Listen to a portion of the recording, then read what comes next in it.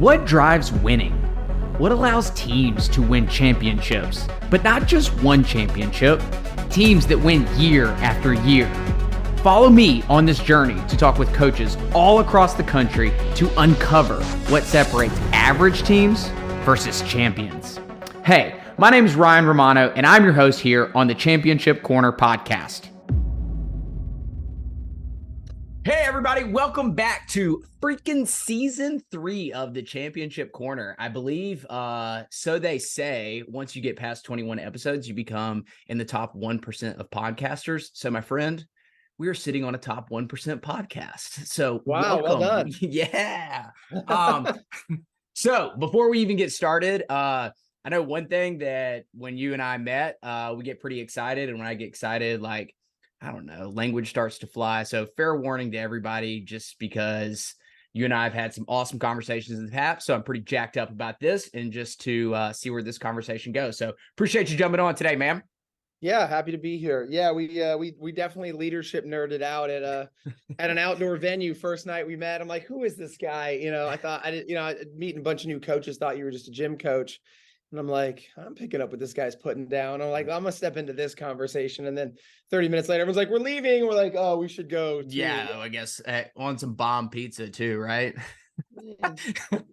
Pizza's mediocre at best. Let's call it what it is.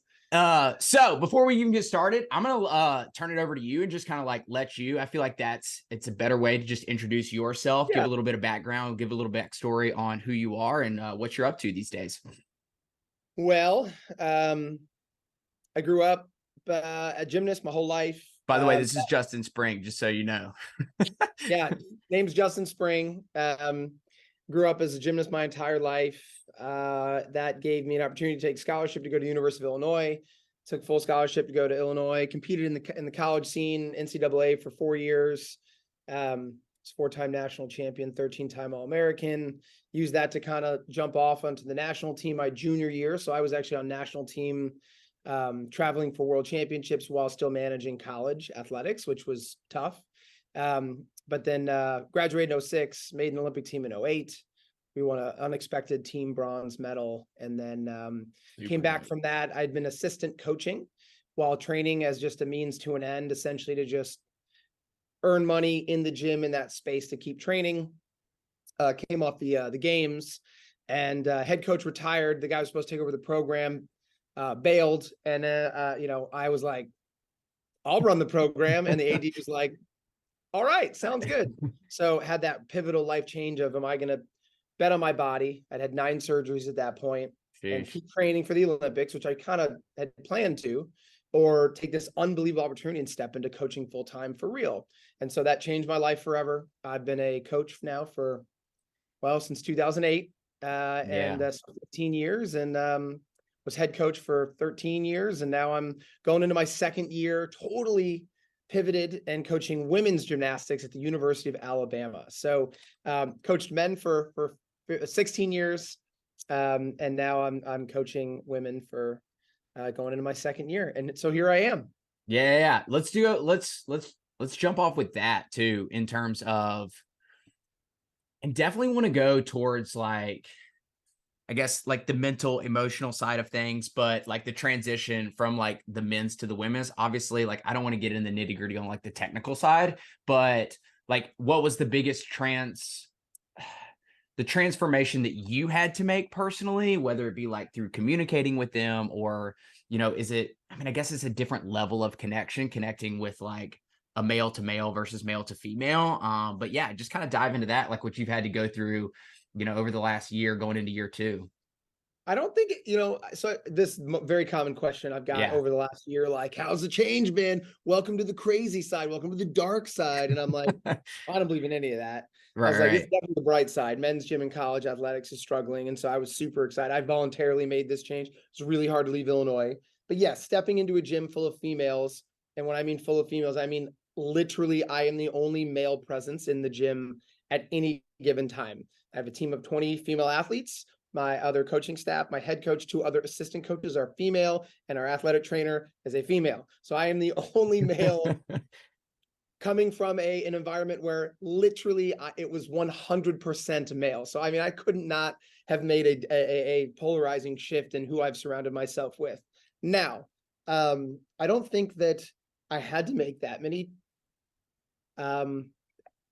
big changes in my approach or style or coaching style. And I tell people this all the time, because I think that if you're a good coach, you meet your athletes where they're at. Yeah. You meet the needs that they need, not just a one size fits all for your team and program. Now, granted, you have to set team standards and you have to have high expectations, but how you communicate that, how you follow through with that, how you approach a training plan, a sticky moment with an athlete where they're maybe having I don't want to say a panic attack, but like you can clear, they're on tilts, right? They're kind of boiling over a little bit with maybe they're overtrained and not seeing that the fruits of their effort come, to fruition the way they wanted. They're stuck on something. They've just had a horrible day.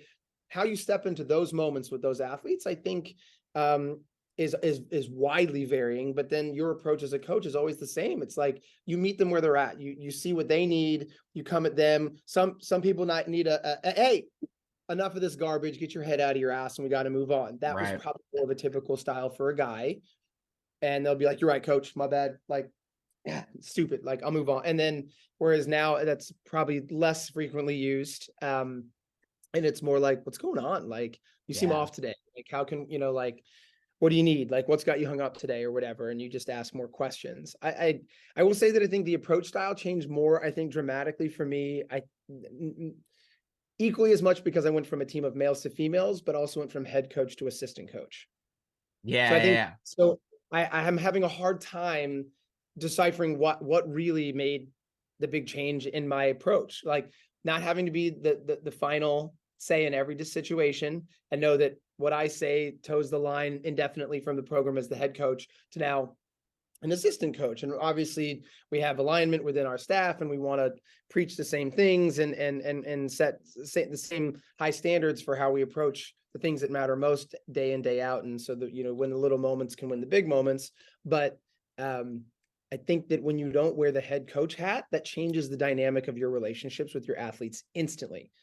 When you walk in the room and you're the assistant coach, totally different than when you're the head coach. And it doesn't matter how approachable, how friendly and amazing you demeanor you can put on as a head coach. You're still the head coach. You still officially sign the scholarship papers. You're the final say if someone's going to have to be removed from the program. You field all the calls from moms and dads, and and like it's different. And so not having that hat on, I think, in this program has allowed me to create, I think, a little bit better relationships with my athletes, which is what drives me as a coach. And so I think that's why I'm really enjoying my experience now, is I'm not wearing that hat anymore. I get to just really, really build close connections and really delve in to like the psychology aspect of coaching, like what makes her tick, what makes her really pissed off. And sometimes you need to step into that a little bit, and most times avoid that. But like, it just depends. You get to play that game throughout practices and competitions. And I think that's the fun part of coaching. So I don't know. Yeah, I feel like too, again, and I'm a little bit of an assumption here, but like not wearing that head coach hat allows you to be you like 100% of the time. Yeah. You get to come in and like be high energy, be goofy, like, bring just a completely different element to the table and I've watched you even at camp too, like still bring that like competitive side, whether it's spike ball or whatever it is. Yeah. We love like spike ball around here. Yeah. It allows you like 100% of the time just to show up, and then like they know what they're going to get because you don't have to ultimately make tough decisions, different decisions like that a head coach would. But as you toe the line of standards, in your practice, you still do have to do that, right? So like but I think here's the thing: if you're constantly and consistently high energy, super positive, fun, bubbly, praise, uplifting, and then you getting challenged by an athlete, you don't have to drop all the way down here to get a reaction. You kind of step from like, hey, we're to hey, what was that? And then it's like, whoa, energy shift. What he's serious. Yeah. But like, if you're constantly like this, and you want to incite a different reaction, you've got to go up or down, and so like I tend to walk in very high energy, very positive, and very uplifting. And so like if I need to get a point across to be like, I'm being serious right now, it kind of just takes that. Like you're just like, hey, I'm not messing around with this. I need you guys to follow through with this. I don't want to have to say it again. They're like, whoa, he's never like that. But I'm like, that's not even that bad, right?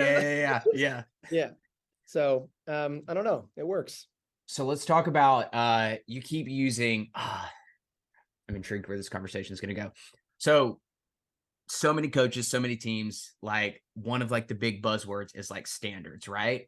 And I want to get what your take is on like what that actually means, because one of the things like I'm like really honing in on like this year is, and I think you probably like heard me talk about this at camp too, is like just like what the hell words actually mean, right? Yeah. Like I feel like so many coaches, there's all these words and like standards, rules, expectations, leadership, confidence, accountability. Yeah. Yeah. And so it's like there really is, and then like staff, coaches, people wonder why like we don't have great communication. Like, yeah, like nobody knows what the freak anyone's talking about. Like everyone's got 20 different definitions. So as you guys talk about like standards, like what does that actually mean to you? Because, and then I'll go back and kind of share like what my thoughts and perceptions are on that. But I'm just kind of curious of like, as you talk about that with whether that be your staff or your athletes, like how do you define that with them? So this is one thing that's been really challenging for me personally, leaving a program where I was the head coach for 13 years. Right. I had everything. I got a sheet that's been tweaked 8 times. So it is exactly with intention, the way that I want it, the way my staff wants it, the way that everyone on my team understands it to be so. So like when they hand that out, my seniors are like, oh, okay, we're running this again. Got it. Yeah. We know what it means. We know what the expectations are. We know how many reps. We know that actually that 8-7 bullet point, and he still didn't fix that, actually means this, even though it says that. Like, you know what I mean? Like you've over communicated and explained thoroughly exactly all the insides and outs of the things that you do within your program, so much that it almost gets a little boring for the seniors. But then what you have is then you get them speaking up because they're sick of me talking. They're like, our core value system looks like this, and the way that this plays out in this situation, and this situation, and this situation, and this situation looks like this, and this. Got it? We're going to run that by like 463 more times in the next 6 months. So you freshmen understand exactly what we do and why we do it and how we do it. Right. And so that's been the real problem is we're a brand new program. Right. Brand new program, brand new staff. Team was completely used to a completely set of everything. The way we do things, how we do things, the words we use. And so we're still building that as we're flying. And so I've been using metaphor with Ashley, our head coach, for a long time, is like, we're still building the plane as we're flying it. Like we jumped on this plane together as it was in the air. Doesn't have a left wing. It's got one engine. Like it's like, this is really, really hard.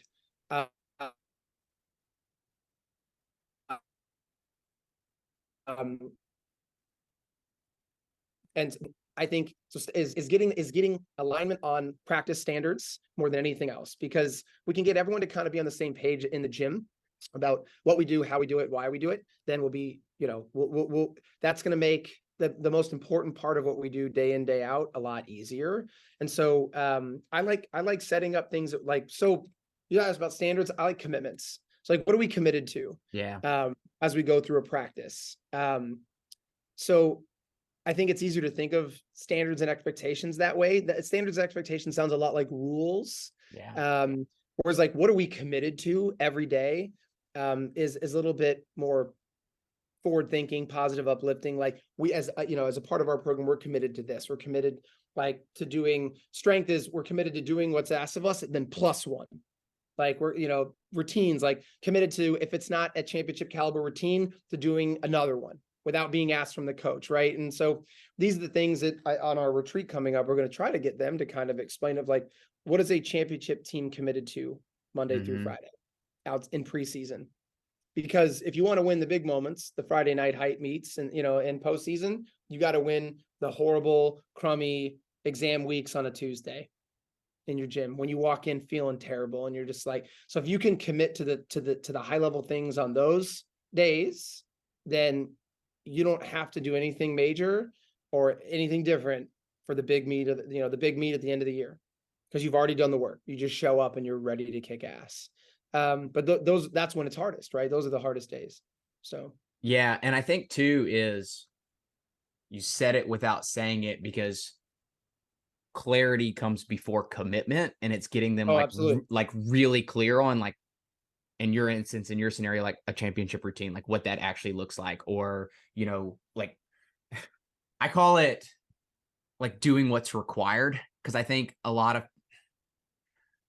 athletes kind of get in this like mode of like, well, like I tried my best. I'm like, but that's like that. I don't even know what that means. Right. Like, because I don't know that. I always ask them, like, is trying your best enough? And they're like kind of confused. I'm like, no, like once you're really clear on something, like you just go do what's required of you. Right. Like it doesn't guarantee a specific outcome. It doesn't guarantee success, but like, if I get really clear on something, I'm going to do everything, the little things, the basic things that are actually required of me, showing up like every single day. Yes. So yeah. Has clarity been,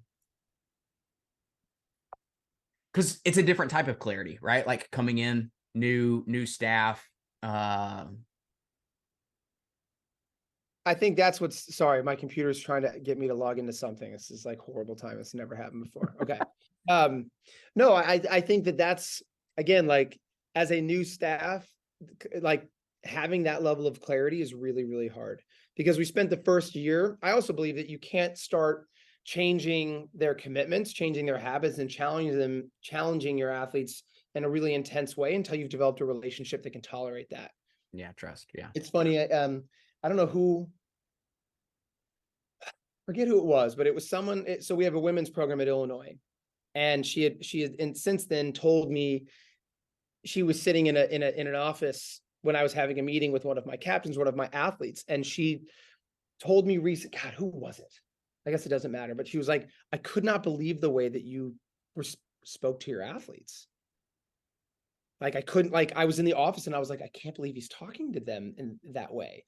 And I was like, I don't know, like I have an incredibly close relationship and a high level of understanding with my captains that we cut the bullshit. We get right to what we're talking about and we're intense about it. But they can also come back and me and be like, but I don't like, but it's not working. So, like it's a very free, there's not a fear of conflict, right, which I think is incredibly important. If you're going to skip the BS and get right to the stuff that really matters, ask the tough questions, talk about the really tough issues.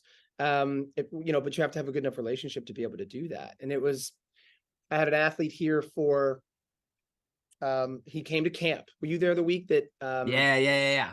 Connor, were you there for that moment? Yeah. It was so funny. Amazing floor routine, goes on to vault, does his first warm up, and on vault.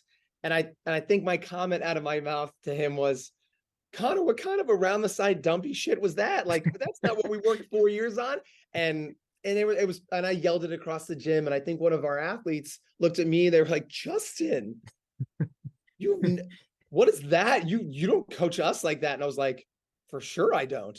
I was like, we're not on that level. We may never be on that level. Right. But like, that is not, we have not built a relationship where it's comfortable to speak to you in that way. Like, and we may never, but that doesn't mean that's a part of the relationship development of being able to cut right to, of like, that wasn't it. That's not what I had 4 years. Connor was a 3-year captain with me. Yeah. He's going to his 5th year. So like, it's one of the, we have a great understanding of where each other is coming from. Why do you think that so many, I mean, you can go coaches, and like the way that like my brain goes to is even like people in my industry, people that like show up like me, struggle to build that connection. I feel like, and I'm going to give my 2 cents on this first and then just kind of let you run with it. Is you mean like a consultant, like speaker? Yeah. Yeah. And then I think that even there's some coaches that probably fall into this category too. But I first did this by complete accident. And then I had a coach who was like, did you do that on purpose? And I was like, no. He's like, well, like keep doing that, because that's the ultimate connection builder right there. And so I think so many people come in and they tell they're like, this is how freaking awesome I am. Look at me. Look at all the accolades that I've done. I've been able to do X. I've been able to do Y. I've been able to accomplish this. And this team's been able to do this. And da da da da da da. And they talk about how great they are. And like every athlete sitting there, it's like, I don't give a shit. Like I don't. Yeah. Like I just don't care how great you say you are. Versus the first like moment I ever got in front of a team is like, I literally spent an hour and like told them how shitty my life was and like how like underperforming I was and like how I lacked belief in myself and like there was a sense of connection. And so That's relatable. Right. They've all been there. Yes. Usually if you're in a room, you're talking to a group of people that hasn't achieved the precipice of their field or career. And so they're just like, whatever, man. And this generation's been blasted with ultra success for 5 hours a day everywhere they look. Whether it's a TV commercial about how amazing this product was by this guy that's changed the lives of billions of people, or every Instagram highlight reel that shows everyone being incredible and awesome, better than you've ever been your entire life, every moment of every day. Like they're sick of it. Sick of it. And they don't know you. No one cares what you have to say until they know how much you care.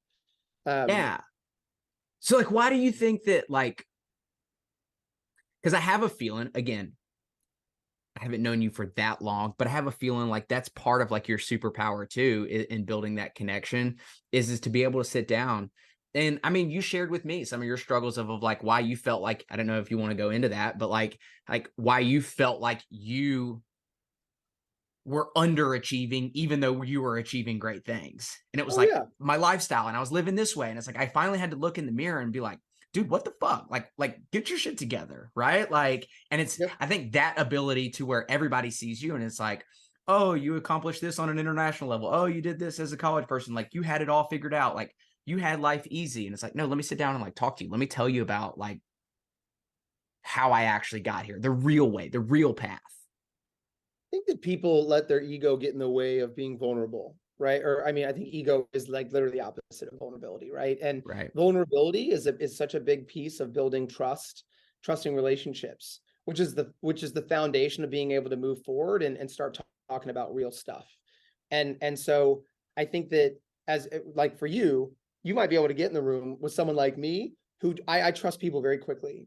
Mm-hmm. You know, like, and until you burn me, like I'm very open and trusting with people that I believe that people have good intentions, want to do the right thing. And so I kind of maybe a little too quick, as my dad would say.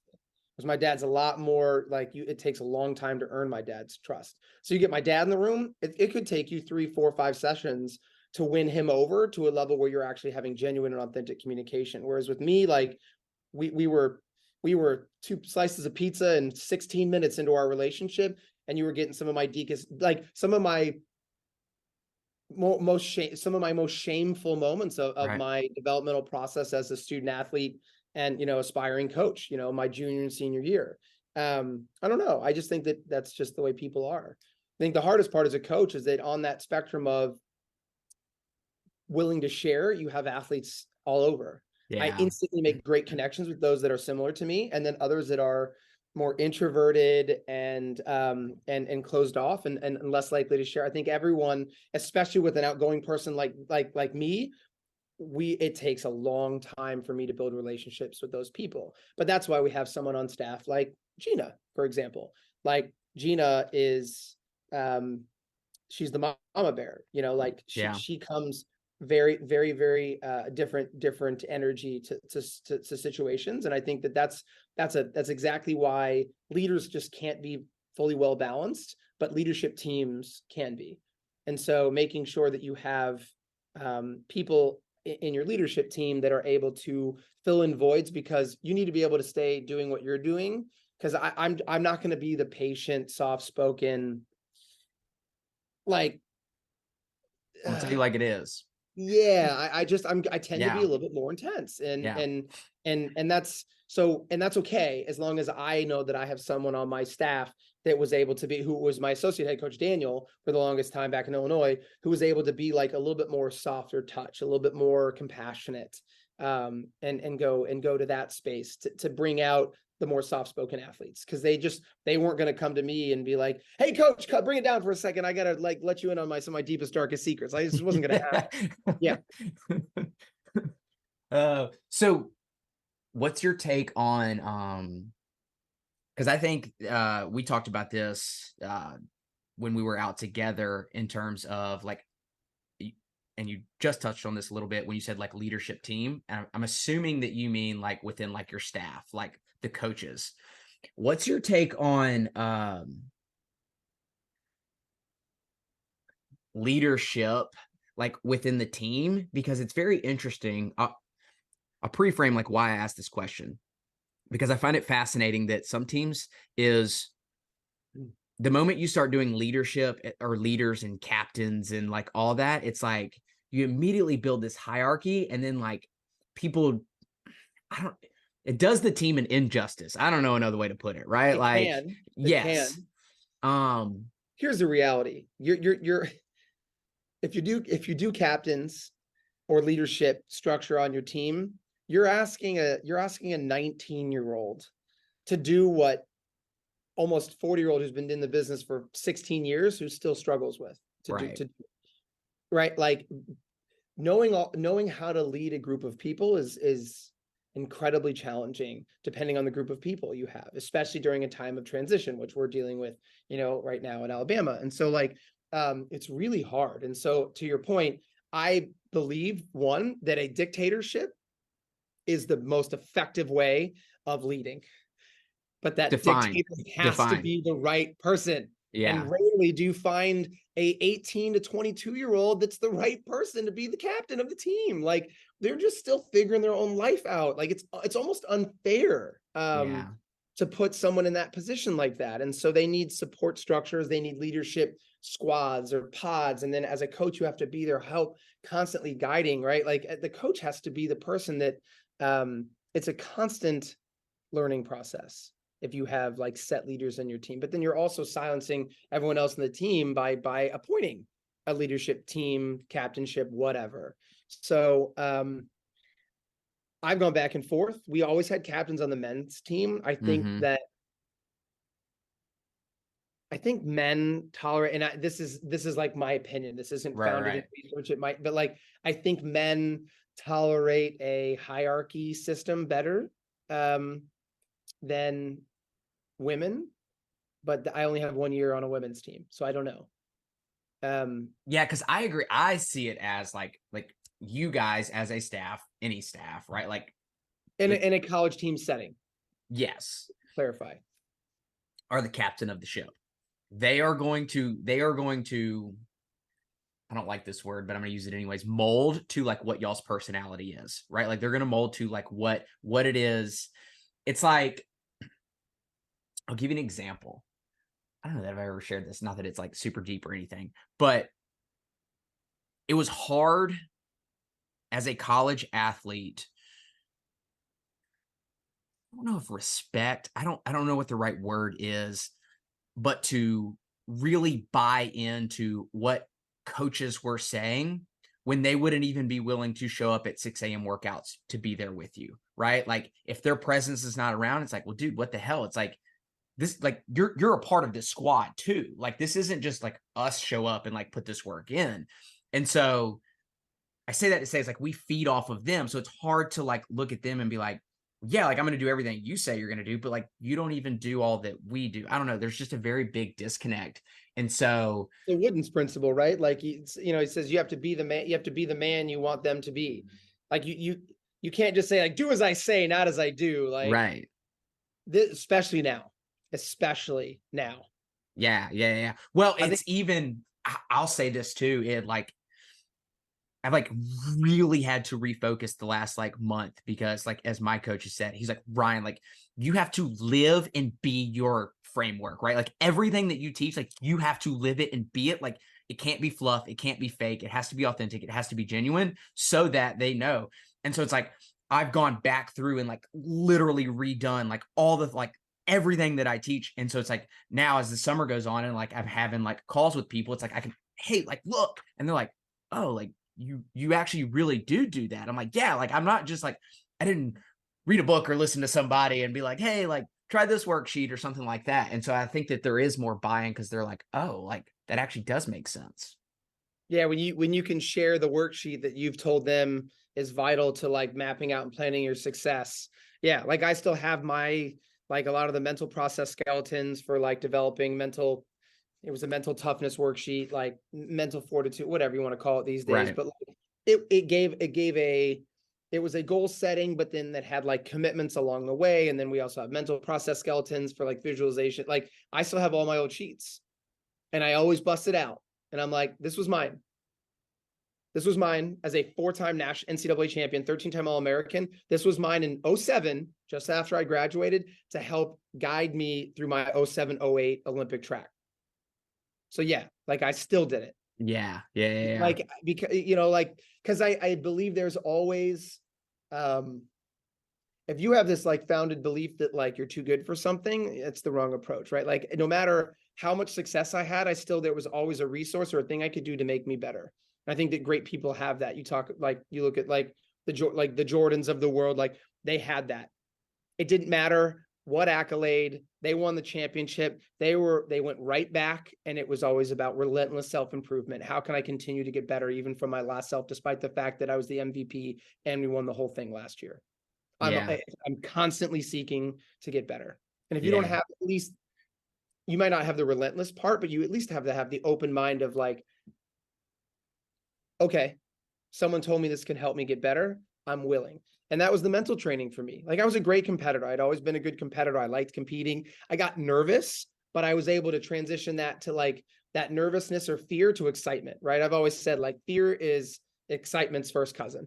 It's like a roller coaster. Like I'm kind of scared, but this is kind of awesome, right? Yeah. So I liked competing, was a great competitor, enjoyed showing up and like kicking ass, right? Because I did all the work and now it's time to show that off. Enter mental training. First time someone's like, hey, we should start doing some of this in college. Someone like me, I see it on teams all the time. They're the first person to be like, I don't need that shit. What a waste of time. Yeah. I'm already the best competitor in the gym. Like, I don't need this crutch. I don't need this, whatever this is. I was like, okay, this can help me be better. Why wouldn't I at least try it? And I'm seeing less and less of that, almost like it's acknowledging that you're not, that you have a weakness. And I'm like, screw that. It's like, it's willing to do the extra work to just get better. I don't care if it's a drill. I don't care if it's a mental worksheet. I don't care if it's that, like, time and time again, follow through and all this stuff has been shown to, like, the answers are everywhere, right? The books have been written, the methodologies for training, like the physical work, we know what it takes. The X factor that separates greatness from good from great is like doing the extra, like 3%. Yeah. It's being willing to do the extra little. Ugh. That, like, okay, I've been waiting to go to like this because you sat in like with, and I don't remember what age, like that group was like when you sat in, like when I was at camp this past summer. Yeah. And like you saw, like you witnessed the disconnect, right? And like that's common for out. It's not like I with 150 kids be like, okay, everybody's gonna buy into this, and right?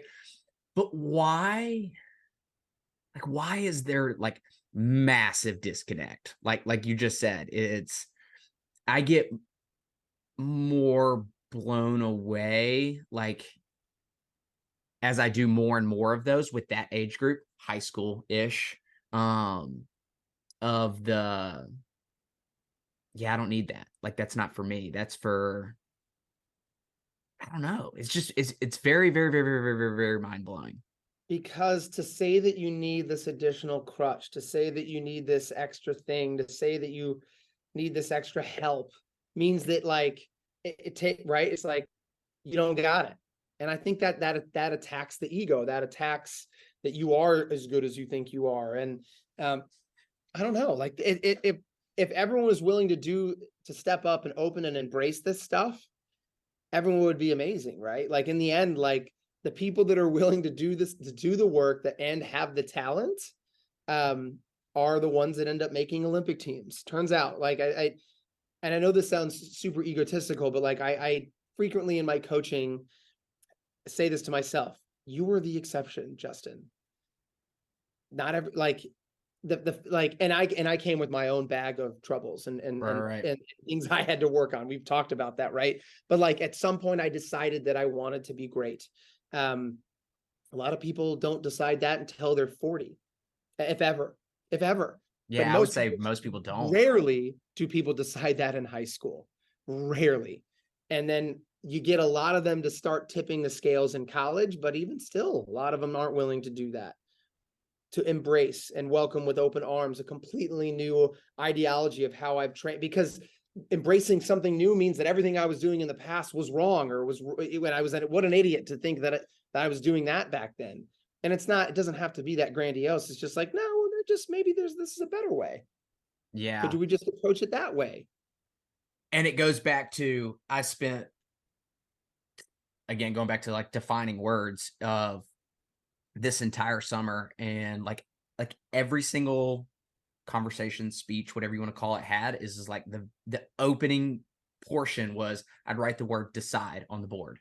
And I'd be like, what does this mean? And they're like, the two most common answers, like to choose and to pick. I'm like, okay, like what does this actually mean? I'm like, if you look up like the definition from the Latin root, it means to cut off. So when you make a decision, you've now cut off all other options. And I think that that's where athletes, people in general struggle is they become very, very, very indecisive, because now if they make this decision to go all in, it's like, like I don't want to make commitment to that, because now I'm cutting everything else off. It's I talked to I used to work with her, train with her when I was in Texas, and she called me, and at that time she like had no conversations with college coaches, and like now she's like starting to get some looks, starting to have like multiple conversations with coaches from all across the country. And she was like, this is the most stressful time of my life.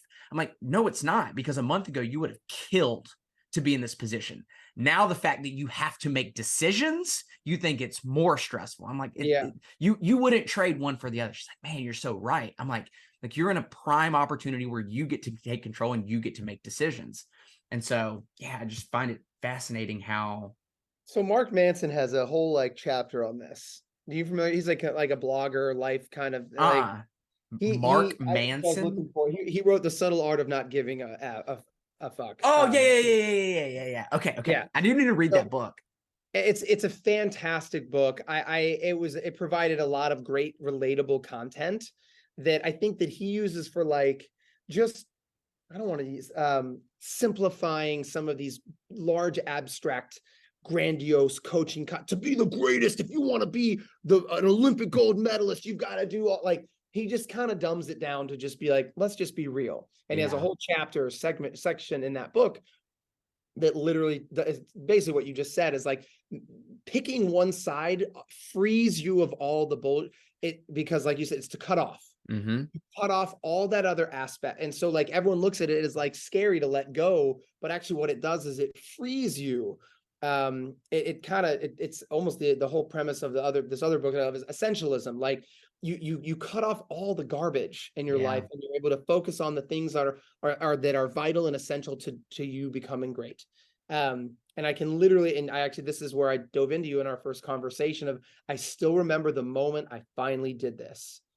And it was way after my college career. And it was only as I was coming off my 7th surgery a year before the Olympic Games. And it was like, and this is why, I use this as a story to tell my athletes all the time, that like, it basically took me hitting rock bottom before I was able to fully commit to my mission in a way that I'd never even thought of before, like that I didn't even think was possible. Every time I thought I was giving it my all. Every time I thought I was working my hardest. And then the next year, and I was like, no, that guy was a piece of garbage. The new Justin Spring is finally fully committing. And then a year to check it a year later, like, nah, that guy also was a piece of garbage and had no idea what it was like to be fully committed on a mission. And so it happened on my ACL recovery. I tore my ACL in 2007, literally 1 calendar year out from the Olympic Games. And it was like all decisions finally started to converge to being my best and making this Olympic team. And it was rehab based, and it was mental training based, and it was nutrition based, and it was finally cutting off alcohol and committing to sleeping the right way. And so like, and in doing that, as a raging socialite who loved to be the life of the party and the life of every situation, I started feeling this sense of unbelievable pride to grab the keys and become the DD. Mm-hmm. And people were like, "You're not, dude. Do you have a drink? Do you need a drink?"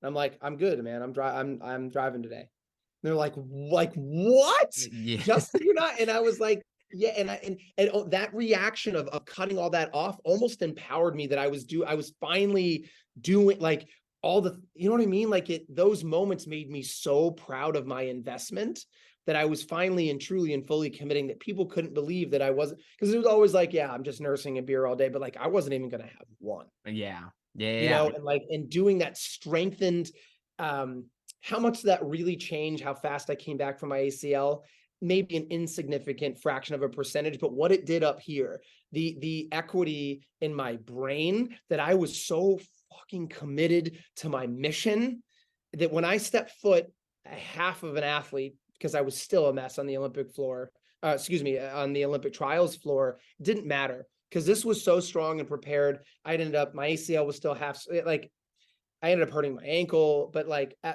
it didn't matter the physical preparation at that moment. I was so mentally and spiritually ready to kick out. I had the greatest 2 days of competition at my Olympic trials because I had just done all the stuff. Yeah. I just done it all. Inky Johnson talks about this. Like, you just weren't gonna like, I could have had half a leg and I'd have been like, I'm ready. Yeah. And meant it and believed it. And people are like, well, how are you going to do floor and volley? I'll be like, I'll figure it out. I got it. Yeah. And it goes You back. did it all, you know? Yeah. Like, Well, I think this is the conversation you sat into, is like you built that identity, right? Like ultimately it's like, God, I live by this. It's like, you don't get what you want, you get who you are. Right. yeah. And ultimately, and it's like, I like that. and so it's like, as people started to like, what, you're not going to have a drink. And it's like, oh, like I'm changing. Like I am different now. And so it's like, you felt the identity shift. You felt that transformation. I call it going from like 1.0 to 2.0. And I think that the highest level achievers like yourself, it's like every year, it's like, I go back from 1.0 to 2.0 or 2.0 to 3.0 or 3.0 to 4.0. It's like, I don't get stuck there. And I think that that's really anything in life, not just athletics, right? Like it's within a marriage, it's in relationships, it's literally all across the board. But so many people get sucked into conformity, right? Like the societal timeline. But that's what I was just going to say. I think that's why it's so difficult. So at this time in my life, I'd bought a house. I was an assistant coach. I was living with my 5-year at the time girlfriend, who later, now my wife of 3 kids. And my social circle became from a college student to where it was like, all I did was go to party, right? Like, to now, like, I'm assistant coach and I'm training for an Olympic Games, and I live at home with my wife and my one best friend. Think about like how much to make that life and pivotal change. If you're a college athlete that had been a part of the party scene or been a part of that social scene for so long, you're probably, to make that change, you might feel like you're swearing off literally your entire friend or social network. Mm-hmm. Imagine how difficult that is in high school or in college. Like, do you know how profound of a change that would have to be to your, like, that's why I think it's so hard to make those changes, to swear off that, or to cut that off, right? To decide to be this person. You're like, I'm literally going to, like, it's going to feel like you're cutting off all of your friends. No one's going to do that. Yes. You have to.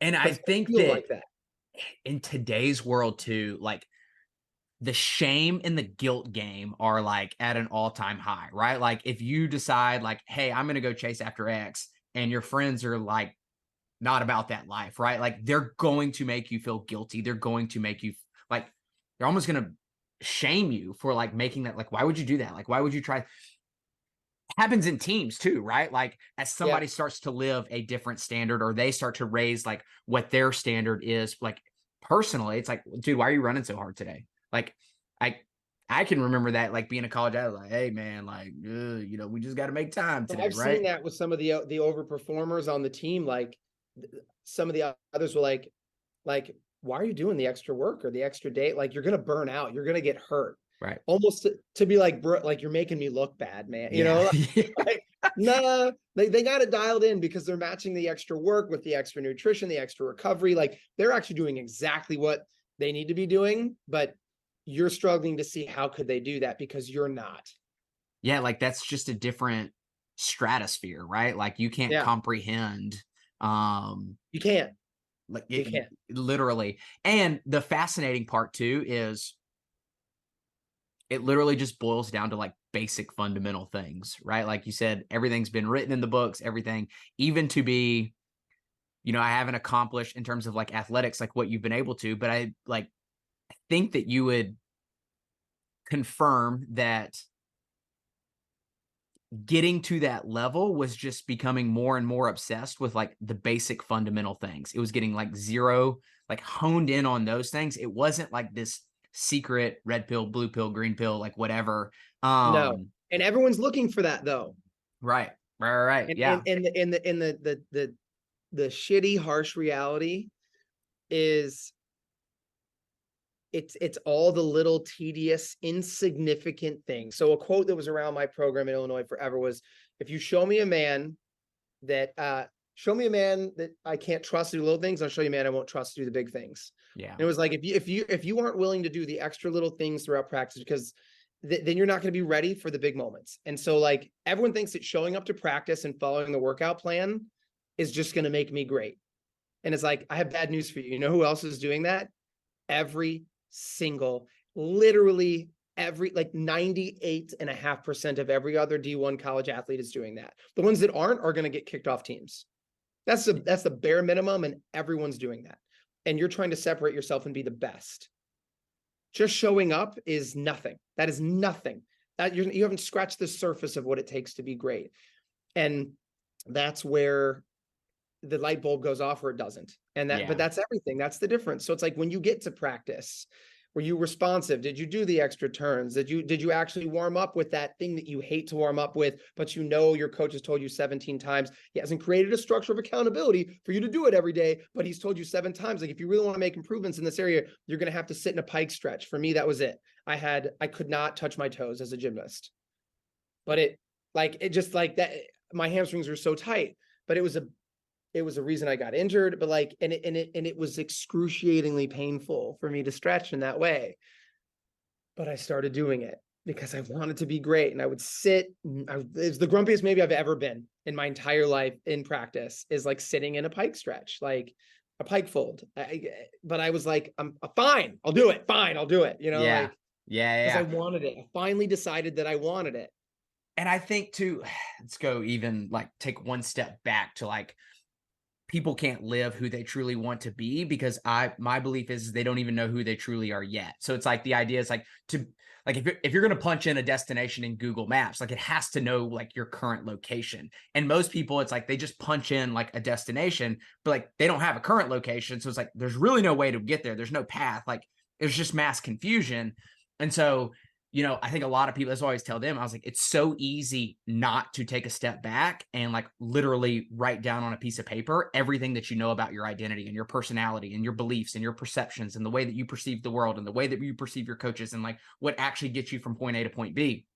Because they're like, well, I just want to talk about like all my future reality. I just want to live that. And it's like, you're like, you can never step into that person because you haven't even stepped into your own reality yet.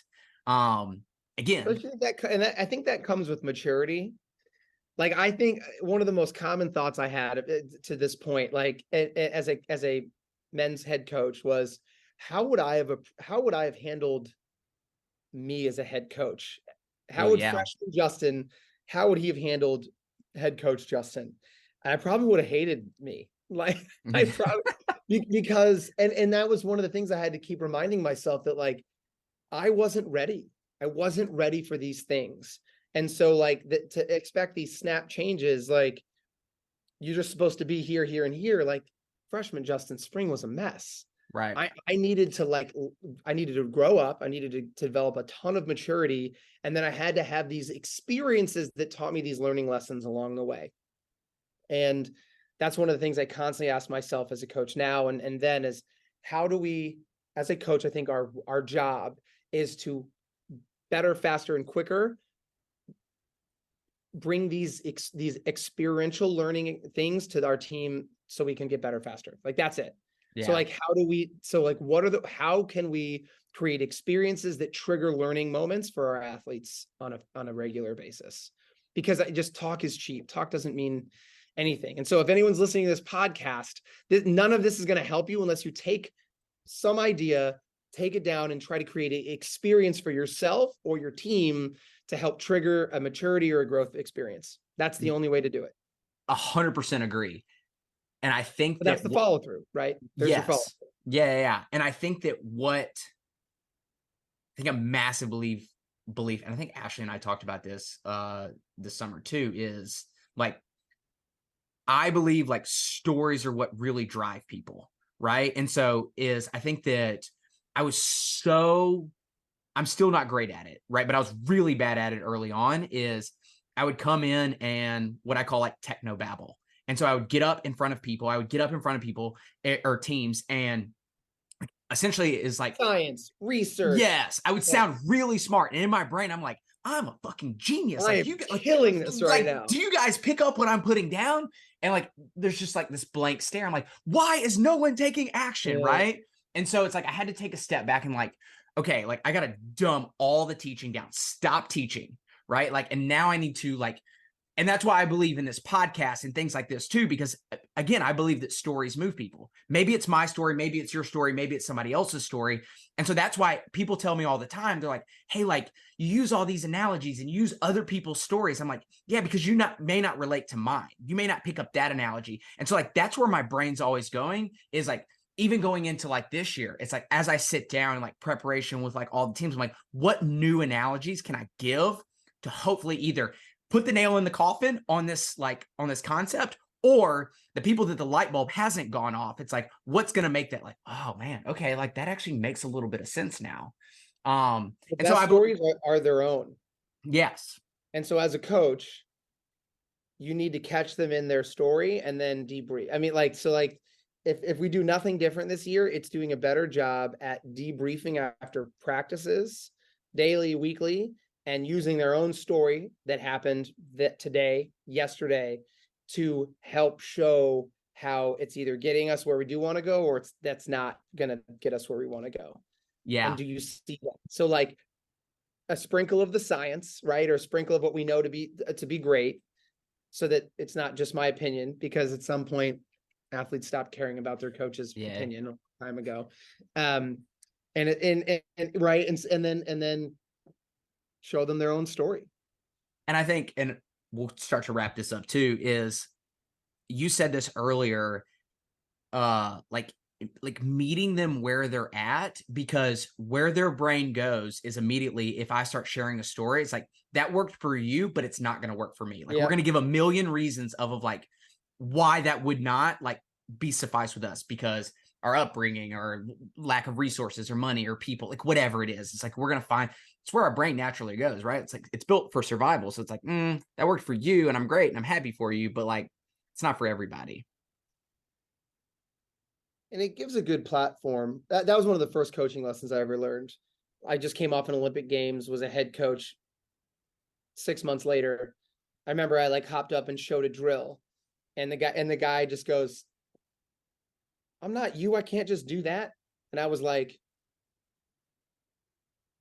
that makes a lot of sense. Like for what, like I still remember it being like, that was the most profound, like my experiences, what I could like, that has no bearing here.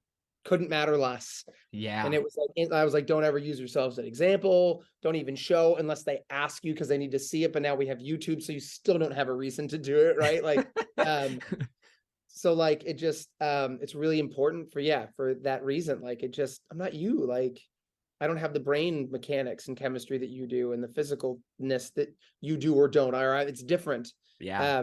Help me in my journey, help me through my story. That again speaks to the individual necessity of coaching these days, which is exhausting. And everyone's like, why? Like, again, you've read all the books. You know why people don't do it? Because it's so hard. it's so hard to take 20 individuals of a team Yeah. and meet all of them individually where they're at, but at the same time create a really strong, committed team culture. That's hard. And I think too one of my, again, early mistakes, taking a step back, even with culture too, is like this belief that like it's not this is the way I language it. It's not a Care Bears approach, right? Like not everybody has to be like, yay, we love each other. Right? Like happy go lucky. I love right? the Care Bear. What a great cartoon, by the way. They don't know about Care Bears anymore, but Care Bears stare, and then they shoot like rainbows out of their tummy, and the people are like, what? Like, I know, it was a great cartoon. That and Captain Planet were my 1-2. Oh man, that's where I was going next. Who would have thought making a cartoon that was about saving the planet with a real, like, actual global warming as the crisis premise? Like, what a so ahead of its time. I was going to say way before its so time. ahead of its time. Way before its time. Yeah. Oh Lord. Anyways, but yeah, I think it's like it's having the connection of like solving a challenge or something together, whatever that looks like in terms of like relationship, because I think naturally some people are going to be closer.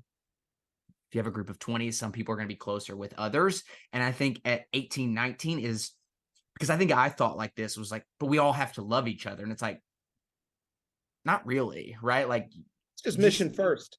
Yeah. It's like, we just need to get clarity so that everyone's rowing in the same direction, because as I would say, that builds like exponential growth versus incremental. I also believe that that's like wildly lost in the sports world. It was like a little bit here, versus if you can get clarity, if you can get some of these things like making decisions in place, like quantum jumps, like you can go from point A to point B like almost instantaneously. So yeah, I don't know. Did you see the video of the it's like the baseball pitcher strikes out his like childhood best friend to win the championship, like on the other team? It was great. And so like the guy does it, his team, the pitcher's team makes it, he strikes out his best friend. Yeah. They qualify to the state championships. His team starts to come out to rush him, and he kind of like pushes them aside and goes up and gives his buddy the dude he just struck out. Childhood best friend, and gives him like a hug as his team's like celebrating. And I'm going to use that as actually a video for our team retreat, because like you said, like we don't all have to love each other, but like, or even if we do, that's great. But that doesn't mean that we still can't have the mission first at mind. I love you, and we still need to be better here. Like, I love you, and we're best friends, and that's not okay behavior. I love you, and get your head out of your ass, or whatever it might be. Right? Like, it's like we can still, and I think that's where I think guys, and again, I'm probably going to get raked over the coals by some like social scientists that are like, women are equally as, but like in my snippet of experience from coaching men to coaching women, I think guys are a little more comfortable having those uncomfortable conversations, conflict, with their teammates over a team of women. And I think that we have to get better at that. If we want to bring our team standards up. Yeah. Because in the end, the coaches can't catch everything. Our athletes need to kind of be able to have a trusting relationship with everyone. Not that we're best friends, but we trust each other. We trust each other at a level that we know each other. We know where they come from. We know that they're not gonna, they're not gonna do something evil to me. We're not best friends, but we have this foundation of trust so that we can actually step into some areas of conflict to ask each other to be better if we truly want to be a great team. And so like that, our entire team retreat, it's kind of off the, you ever read this book? It's one of my favorite books. Oh, hell yeah. Yeah, for sure. 5 Dysfunctional Team. You can't even begin. And my favorite piece is every coach gets in the room and starts right here. Results. Yeah. This is not happening. It's like, but dude, if you haven't built this first, and then you can bark it up here all day. Yeah. And so to your point, like I get in a room and I start spitting science. I start like, they don't want to listen because you don't really. How do you build a trusting relationship with a room full of people you've never met? Yeah, that's what's really hard. Yep. If and as a coach, You have to do that first. We spent almost all last year building a relationship of trust with our athletes. Now we need to get them to do it with themselves. And then we Yeah. can start moving forward. Yeah. And Cause get that. same thing. So like, obviously, you know, like identity is the big one for me. And so like, I do the same thing. It's like, as I come in, I'm like, all you guys talk about, you sit down at the beginning and the end of every season and you're like, this is what I want to accomplish. And you write down your goals and blah, blah, blah. And like, you don't even remember them at the end of the season. Cause like you lost that piece of paper 3 weeks, like after you wrote it down. I was like, but the problem is like, you're too outside focused. Like, and then you're trying to figure out the path. And then you're trying to figure out, I'll be that person when. I'm like, the example I always gives is like, that's why like 80 some odd % of lottery winners go broke, right? It's like, because they were never a millionaire before they actually got the million, right? And so it's that concept. The identity of like, I'm just bad with money. Yeah. Yeah. Now that you even have money. Yeah. And so a funny story I'll tell you, going back to like the Care Bears approach. I actually, in front of a group, say this publicly, they were very confused with the Care Bears approach, right? And so if you've ever seen, I was like, yes, I don't know how I came across this. So there's a clip from like Talladega Nights at the very beginning, like right before Ricky Bobby starts driving. And the leader, he was like, they came in last place at the very beginning. He's like, guys, this is why we're the laughing stock of NASCAR. And the one guy in the pit crew goes, guys, being in last place isn't so bad. 1, we tried real hard. And 2, we're all great friends. And I was like, this is where you guys live. Like, like we gave our best and we all love each other. I'm like, no, this is not okay anymore. Great for the community pickup team at the park. Like, and that's the problem. Like, this is D1 athletic. And that's where like, what are you really doing with your team? Like, what are you really trying to do with your team? And it goes back to, as going down the standards rabbit hole, it's like I tell people all the time, I'm like there's one standard. Like the standard is to win. The standard is excellence, right? Like you define what that looks like, figure out like, and then you figure out what's required. But it's not like there's these 30 long standards of like things you need to live by. It's like, no. Like you came here to win. That's the bottom line. Like that's why for excellence. Like that's why you chose here. I'm assuming one of the reasons, right? It's like, so talking about the win has been very tricky over the last 15 years of, right? Like, I think you can language it differently, yes, but like between me and you, it's like this is the standard. Teams where it's like we're here to freaking win, coach, and we want to do whatever it takes. And then like sometimes for some, like the idea of like winning, there's so much pressure. We always have to win, and then I'm like, all right, we're gonna have to approach this team differently. Yeah, but like I think that you do have to talk about the win, because in the end of the day, you can be delicate in the way that you approach it. It's like we're a part of Division I college athletics, like. These aren't teams to have fun. My softball, my staff softball league that I'm a part of is supposed to build camaraderie and have fun. I still want to win. Yeah. But the intention of that league is to create camaraderie and an environment where the staff can feel like they have connection outside the office. That is not what this team is for. This team is seeking this, and that's in order to be able to win championships. I believe you can do that and have an amazing time and build incredible relationships throughout your journey in doing that. I really do. And I want to prove that. Yeah. I think that, well, even when the same people that are like, like so much pressure to win. And like, when you talk about winning and I'm like, but you're the same person that's like crying and miserable after a loss. So it's like, you can't have both. Like, which one is it? Do you like, and I will say this too. Actually, this is a good question for you. Because there's research that says this. Where does your pressure to win come from? I think that's a really important one to know. Yeah. And knowing what fuels you, like, I think that we've gotten away, and this is one of the things that I've told a lot of athletes too, is like, to some degree, like if anger drives you, that's okay, right? Like, I think that a lot of people shy away from being angry, like, and I'll tell, this is why I say this. Why is it anger? Why is it just not intensity? Or it could be that. Yeah. It could just be like a language thing, right?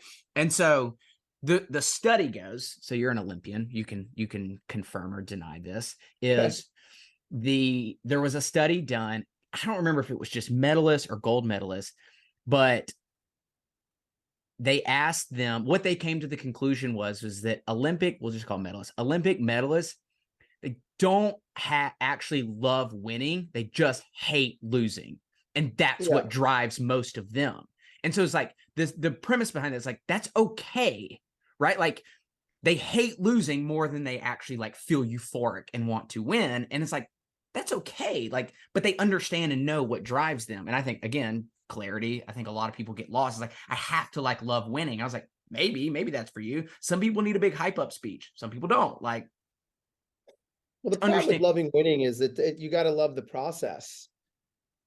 Like everyone likes to win. Everyone loves to win. Right. But the ideology of like hating to lose almost shows you the picture of like someone that's going to be more driven to do what it takes to not lose. Because everyone sits back and wants to win. But like the people that hate to lose are the ones that actually seek out the miserable preparation to make sure they don't lose. I think it's kind of what that phrase is saying. Yeah. And there's a Tony Robbins. I think Tony Robbins touched on this a lot. He was like the highest level achievers he's ever been around actually have more fear than underachievers. They're so scared of missing out. They're fearful of like not living up to their full potential. And that's what drives them. And he's like, so again, the way that you view it, it's perception, right? Of like, people think fear bad, right? Like, it's like, is it? Right? Because the way that he sees it and the people that he's been around, he was like, most of those people are actually very fear driven. It's like, okay, that's okay. I think that everybody tries to make everything black and white to me. It's like one end or the other, right? Like, it's like, I think I was really I don't know. I look back at like different times in my career. I think I was driven by maybe slightly different things. But prestige and being somebody of importance was something that I didn't even really like gymnastics that much. It was just something I was good at. Yeah. And so it gave me clout, it gave me prestige, it gave me ability to succeed in something that received praise. Job well done. I think that's a big, I don't know, that's always been a driver for me. I don't know that I was necessarily fear. I don't know if I necessarily had fear of failure. I mean, my dad was a freaking astronaut. And somehow, like, he never put pressure on me to like, I remember his comment was like, Justin, this Olympic thing, if it happens or it doesn't, this is your thing, not ours. Fair, like, yeah. They didn't push me. I think that's why you get a lot of people that struggle to talk about the win, is because it's having to win for someone else. Whereas like I truly, if there's one thing that I can say about my career is like, I wanted to do well because I just wanted to beat everyone. And so like I step into the conversation and don't get me wrong, one of our pillars in our program and my other program that I ran for 40, like, was about growth mindset, was about growth. At the same time though, we've gotten away from like, don't compare yourself to others. Don't even look at them. Like, just keep plugging away and getting 1% better. And I believe all those things. But when I look back at my personal career, if I saw someone getting better than me, I was like, hell no. I use comparison to drive me a lot, like a lot. It was a big fuel for me. So like, I know that we say that don't compare yourself to others. And I think there's a right way to do it and a wrong way to do it. But for me, like, when I showed up and I got beat at a meet, and maybe this is the hate to lose, like, I was like, I can beat that guy. I'm going to go home and I'm going to go beat that guy. Yeah. Now I know what I have to, now I know exactly what I have to do. I was working hard, but if I want to win, I have to work harder because he just kicked my ass and I don't want to get my ass kicked in front of people again. That was embarrassing. So like and then you focus on your growth initiatives, right? So like, I think you need both if you want to be the best. Yeah. But I feel like the scale has tipped way back further. Like, it's just about getting a little better every day. Don't worry about what everyone else is doing. I'm like, well, if everyone else is doing is 10 times more that you're doing and they started ahead of you anyway, like, you're going to need to reevaluate your progression timeline. To be honest, I'm so like, yes, it's so frustrating because even another central theme, the like these past like few months is, I'm like, you guys also have to take in the account that like everyone else is trying to be good too. Everyone else is trying to be great. And so it's like you have to like, just because you did more than you did previously doesn't mean anything, right? Because like you have to factor in. It's not like cause effect, right? Like there are other variables like within the scenario. And so don't be just construed because it's like, oh, I put more time in. And it's like, that's why like at camp this summer, I was like, you've been lied to.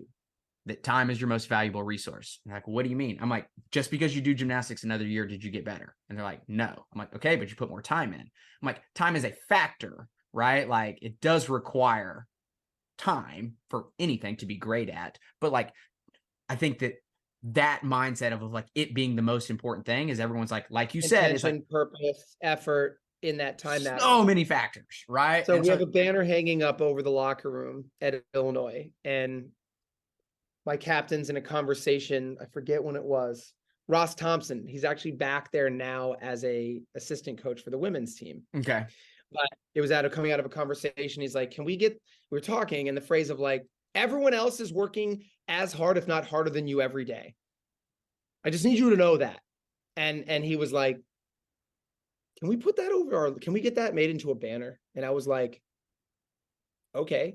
Yeah. And I'm positive it's still hanging up on the door. So that's what's hanging over the exit on the way out of the locker room up to the gym. It says, I'm working harder than you every day. And it was, and dash everyone else. And it's this idea of like what you think you're about to put in to practice, someone else is actually giving it a little bit more.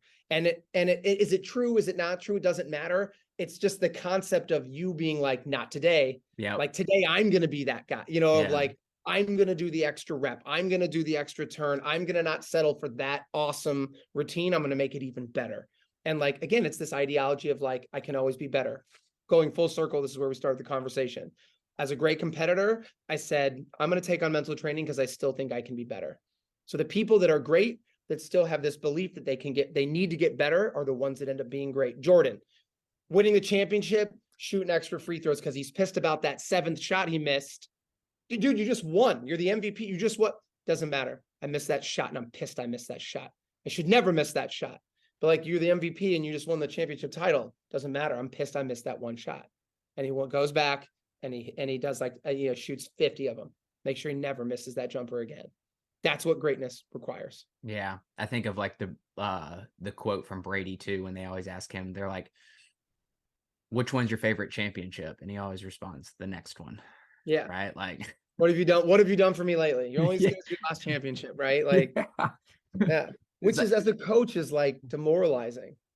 Right. Yeah. He's already thinking. Like, he literally just won. He's already thinking about the next one. Like, shit. Well, I think that's why you find, like, I mean, you look at a Michael Phelps, like he's struck. Like, you look at great artists and great athletes. They're a little. They struggle a little bit. I will say that I struggled a lot. Thank God I had coaching to channel my energy into. But like when I retired from the sport, I still struggle with like there's a void missing in my life, because there's just nothing like having that life-consuming mission. I've learned to channel it into coaching, but it took like 15 years. If you don't have coaching and you have to go work a desk job after you just won 17 gold or whatever Phelps has, like, it's hard to fill that life-consuming mission. Just done, retired. What do I do now? Yeah. I mean, definitely goes back to like the identity conversation too, and figuring out like what the new you. Like what that. Because it's always a part of you, but like, you're not training for an Olympics anymore, though. Yeah, it's not the same. It's totally not the same. Well, and I think from afar, right?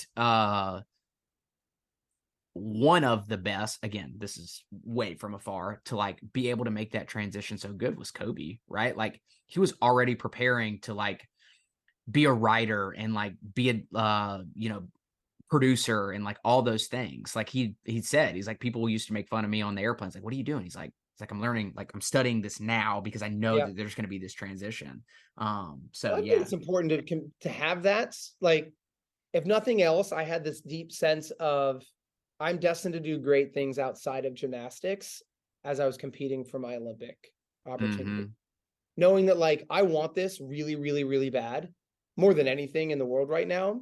But if it doesn't happen, this doesn't define ultimately my greatness, right? This doesn't like break down everything that I am as a person. And I think that that's like, to your point, like the identity piece, like if you feel that to be an amazing person, you need to win this thing, that's too much. It's tough. That's too, you need to know that you're going to be great in something after this, beyond this, outside of this, but also know that to want this more than anything in the world right now is also okay. Yeah. But it doesn't define that your greatness as a person for the rest of your life. Because guess what? Like 20 years from now, you're probably going to be forgotten anyways. Yeah. Oh, that Genghis Khan, right? Ironically, Genghis Khan said that, like, what is his quote? Like, he's like, outside, like 2 generations from now, even within your own family, no one will know who you are. Yeah. Which is so ironic, because he's one of the few people in the world that remember. But what a great message to tell the warriors as they're about to go die on the battlefield. He's like, none of this matters. Right? It's all like, it's so dismal and like utopian, but it's like, it's true. None of this matters. Well, there's a all quote. The lives we touch and change, like their kids, like my kids will kind of know who I am, but their kids, no idea. Yep. No idea who great grandpa was. I stole this from somebody. I can't take credit for it, but it was like, as telling all the kids at camp, they were just like, bro, like you are so wild, so obnoxious. Why you're so blunt, blah, blah, blah, blah, blah. I said, here's the thing. Because obviously a lot of them didn't buy in. I said, here's the thing. Who in this room is going to be at my funeral? It's like crickets. I was like, exactly. None of you are going to be there at the end. So why do I care about what you think right now? I was like, I'm going to pour everything I have into you. Right. And whether you choose to use it or not is 100% up to you. But like, I'm not going to hold back and be like bitter or mad or sad or angry or frustrated or whatever, because like nobody's bought in. It's like, I'm going to do my part. And ultimately, even if we became best friends, because a couple of them were like, I'll be there. I was like, no, you won't, because here's the deal. Even if we became best friends, you're probably going to be too busy for that day anyways. You're going to have like a job. You're going to have a kid, like something's going to come up. You're going to be out of town. You're going to be on vacation. Like it is. You know how hard it is to have that freedom though, to feel that way? Carly, her and I talked about this. Like after, she's like, how do you, I'm like, don't get me wrong. It took me a long time to get to this point. Like I was not born like this, right? Like I had to literally practice and trained, because I used to care like what 11-year-olds thought about what I was saying at camp, and like conform to like, but I want you guys to care so much about this. Right? Like now it's just, it is. I mean, at some point you need them to care if you want to get some follow through, but like caring about being vulnerable in this. Right. I think that's the big, like, no one wants to speak up because they don't want to say something wrong, or they're willing to put themselves out there. But like, that's where your growth comes from. Totally. All right. Last question. So I made this shift into like I'm getting back to being loud about like what my core message is. And so like this season on the podcast is, I want to start to dive into like what people's, what is your core message? And so the way that I would define that is, no pun intended, but like, if you could only share like one thing at the end of every podcast you ever did for the rest of your life, like what would that one thing be? And like, for me, like, as you kind of like think about this, I'll tell you, is like my core message that I'm getting back to is, I think back to like every talk I've ever given to a camp, to a team, to an individual or whatever. It's this idea that like you are the creator of your life. Like when you take back control, like you can create your identity, you can create your outcomes, you can create the desires, you can create the people, you can create your environment. You have control. Stop giving everything outside of you control and take back control. And ultimately, I believe that it doesn't guarantee things, but it puts you in the best possible situation. Takes you out of this victim mindset. Yeah. 100%. So what You're would not the victim in your own life. So that's like that was like the cover page of my Olympic pamphlet from my Olympic coach. Like you like this concept of 100% responsibility of like, you're 100% responsible for your life. And that can be the scariest thing or the most liberating thing you've ever thought of in your entire, because one, it means that you are solely responsible for the success or the failure of everything coming forward in your life. But it also means that you're responsible for the success and failure, right? Like you have the reins. Yeah. It's scary because you don't have all the answers and you don't have all the tools and maybe you don't have the resource, but at least you're in charge. At least you get to steer the ship. You get to decide, right? So I love that. That's a fantastic one. That's kind of, honestly, for 10 years running, that was probably my opening message to my team at Illinois. And actually we did that with our girls here. And I think that was like a mind blower for them, because specifically female gymnasts have probably never been asked to give their opinion very often. Yeah. It's a lot more robotic, and they're like, you just listen, your coach tells you do XYZ and do exactly 12 and a half of those, and then we'll move on and we'll do this. Like, whereas men's gym, like there's always a give and take. Like men like they've always kind of been a part of the co-creation. So we're trying to build that with our women's team here. We want them to help co-create their journeys, knowing that we have kind of the guidance and the answers, but we want them to invest tremendously in their journey, because like you said, when you realize that you do have ownership, it's going to be that much better. So I love that. And fantastic concept. And I think that they now more than ever, they need to be told that and given permission. Yeah. To do that. The first thing I thought of when you asked me is, and this is what I love, and this is maybe the engineering background for me. If you don't set up processes or systems of accountability to create follow through, nothing's going to change. Yeah. And so I think that just really hits me as a coach, but then I think about what I did as an athlete too. And like, those are those finally were the times that I changed my commitments, my behaviors, and then ultimately got the results I wanted. And so if you want to do something, if you want to change something, come up with incredible detail, systems or processes of accountability to make sure it's staying at a high standard. Because in the end, humans are default lazy. And so without something in place to keep yourself, your team, your captains, your staff operating in this high standard at a high level, you'll fall short, you'll underachieve, you'll underapprove, and then sometimes things will just disappear. Yeah. And so like follow through is everything. You have the answers, you know what it takes to be great, you know even the process of getting there. Put something in place to make sure that the process continues. Build that first. Build it, build the skeleton, build the framework. We're doing it right now. Like, we know the routine progression, we know like skills and basics, strength development, working on sticks, building, going into halves phases, and then building into routines. But it's like, what is your system that is going to make sure that throughout all that progression that you've probably, every gymnastics team's run for the last 30 years, that it's at the excellence level it needs to be at? And how do you identify it? And then what does it look like? And then so when it's not at that level, what do you do? How do you and then run it? Because everyone's going to do that. Everyone's going to have phases. Everyone's going to show up ready to hit a routine at some level for season. Is it going to be a level that wins championships? Love it, dude. Love it. Well, man, I appreciate you jumping on, chatting with me today. I always enjoy our conversations, and look forward to continue to stay in touch with you and continue to follow your guys' journey this season. Appreciate you, man. Thanks, Ryan. Thanks for having me on. See ya. Peace.